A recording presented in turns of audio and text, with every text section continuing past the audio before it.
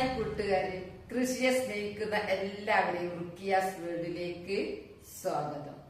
ഞാൻ ഇന്ന് ഒരു സ്പെഷ്യൽ തോരൻ ഉണ്ടാക്കാൻ പോവുകയാണ്. ഞാൻ തോട്ടത്തിൽ പോയി നോക്കുമ്പോ ഞാനൊരു സംഭവം കണ്ട്. കുറെ പേർ അത് കണ്ടിട്ടുണ്ടാവില്ല, കുറെ പേർക്ക് കണ്ടാൽ അത് മനസ്സിലായിട്ടുണ്ടാവില്ല. ചേനപ്പൂ കണ്ടവരൊക്കെ ഉണ്ടാവും, കുറെ പേര് കണ്ടിട്ടൊന്നും ഉണ്ടാവില്ല. പക്ഷെ ഞാൻ അത് കാണിക്കാൻ വേണ്ടിയിട്ടാണ് ഞാൻ ഇന്ന് സ്പെഷ്യലായിട്ട് ചേനപ്പൂ കൊണ്ടുള്ള ഒരു തോരൻ ഉണ്ടാക്കാൻ പോകുന്നത്. എന്നാ വരി നമുക്ക് ചേനപ്പൂ നിൽക്കുന്ന ആകൃതിയൊക്കെ ഞാൻ കാണിച്ചു തരാം. ചേനപ്പൂ പറിക്കുന്നതും അരിയുന്നതും തോരൻ ഉണ്ടാക്കുന്നതും എല്ലാം കാണിച്ചു തരാം. എന്നാ വരി.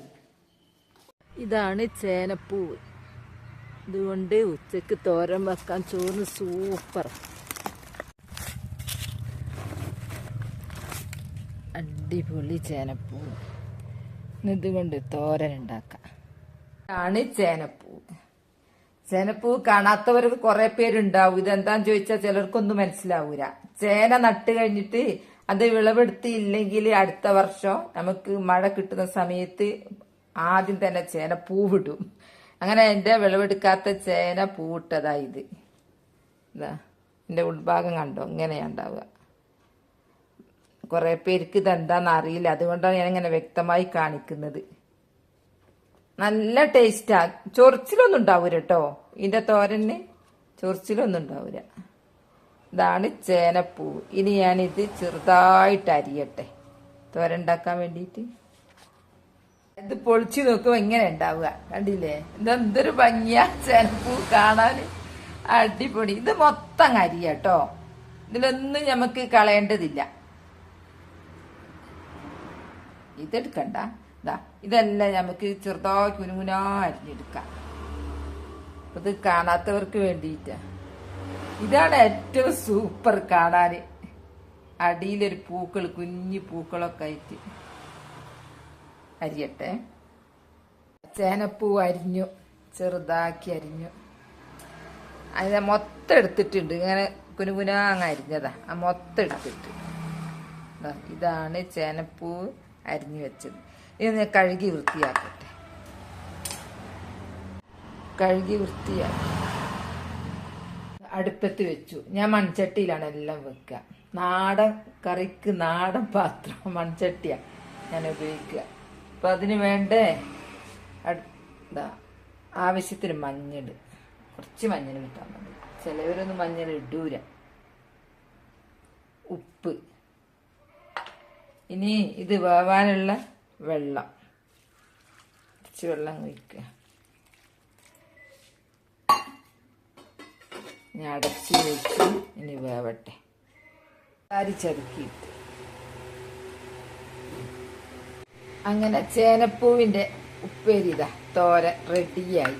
ഇത് നിറച്ചില്ലേ ഇനി നമ്മൾ അരിഞ്ഞ് വേവിക്കുമ്പോ. ഇപ്പൊ ഇതാ കുറഞ്ഞു. നമ്മൾ ഓരോ കാലത്ത് ഓരോ ഭക്ഷണം കഴിക്കണം. ചക്ക കാലത്ത് ചക്ക കഴിക്കണം, മാങ്ങ കാലത്ത് മാങ്ങ കഴിക്കണം. ഇത് ചേനപ്പൂവിന്റെ സമയമാണ്. എല്ലാ ചേനയും മുളക്കാൻ തുടങ്ങി, മുളക്കല്ല പൂവിടാൻ തുടങ്ങി. അതിന്റെ സമയം കൊണ്ട് ചേനപ്പൂ തോരൻ ഉണ്ടാക്കിയതാ. ഇതുപോലെ എല്ലാരും ഉണ്ടാക്കാൻ നോക്കി, നല്ല ടേസ്റ്റ് ആയിരുന്നു. ചൊറിച്ചിലൊന്നും ഉണ്ടാവില്ല. ഇനി തോരനൊന്ന് വറവിടാൻ പോവുക. ഉള്ളി അരിഞ്ഞു വെച്ചിട്ടുണ്ട്. എണ്ണ ചൂടായി, കടുകിടട്ടെ. ഉള്ളി ഞാൻ നട്ടതന്നെയാ, അതുകൊണ്ട് നല്ല മരുന്നൊന്നും അടിക്കാത്ത നല്ല ഉള്ളി. അതാ നോക്ക്, ഇത് ഞാൻ നട്ടതാട്ടോ, നട്ട് വിളവെടുത്തതാ. അപ്പൊ കുറച്ച് ദിവസമായിട്ട് ഉള്ളി എന്റെ സ്വന്തം തന്നെ ഞാൻ എടുക്കുന്നത്, കടയിൽ നിന്ന് വാങ്ങുന്നൊന്നുമല്ല.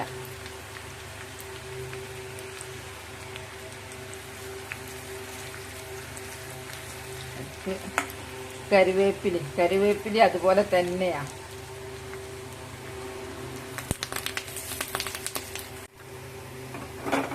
അങ്ങനെ അടിപൊളി ചേനപ്പൂ തോരൻ റെഡിയായി. നല്ല ടേസ്റ്റ് മണക്കുന്നുണ്ട് കേട്ടോ. ഇപ്പൊ ഇതില് ചേനപ്പൂ നമ്മളതാണ്, ഉള്ളി നമ്മളതാണ്, വെളിച്ചെണ്ണ നമ്മളതാണ്, മഞ്ഞള്, കാന്താരി ഒക്കെ നമ്മൾ നട്ടുപിടിപ്പിച്ച. അപ്പൊ നമ്മൾ ഒരു വീട്ടമ്മ വിചാരിച്ചാല് ഉപ്പല്ലാത്തതൊക്കെ നമുക്ക് ഉണ്ടാക്കിയെടുക്കാം. അപ്പൊ എന്റെ തോരൻ കണ്ടില്ലേ, അടിപൊളി ചേനപ്പൂവിന്റെ തോരനൊക്കെ ആയിട്ട് റെഡിയായിന്. ചോറ് റെഡിയായി, പെരി പപ്പടം. എനിക്കിതിൽ ഏറ്റവും ഇഷ്ടപ്പെട്ട ഈ ചേനപ്പൂവിന്റെ തോരനാട്ടോ. അപ്പോൾ എൻ്റെ വീഡിയോ ഇത്രയേ ഉള്ളൂ. നാളെ നല്ലൊരു വീഡിയോ ആയിട്ട് വരാം. എൻ്റെ വീഡിയോ ഇഷ്ടപ്പെട്ട ലൈക്കും സബും തന്നെ സപ്പോർട്ട് ചെയ്യണേ. Bye bye.